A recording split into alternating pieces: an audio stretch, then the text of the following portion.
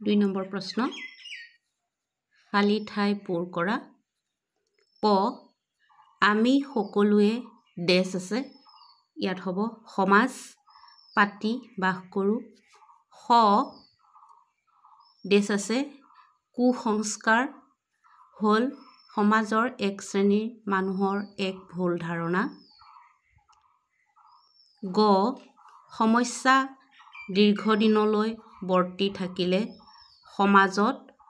দেশ খালি ঠাই আছে ইয়াত হ'ব অশান্তিৰ সৃষ্টি হয় ঘ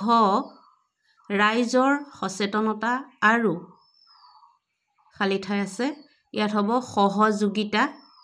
নহলে কোনো সমস্যা সমাধান নহয় ঙ নম্বৰ লিখা পঢ়া নজনা লোককে দেশ আছে নিৰক্ষৰ লোক বোলে 3 নম্বৰ প্ৰশ্ন 3 নম্বৰ দিছে ক অংশৰ লগত খ অংশ মিলোৱা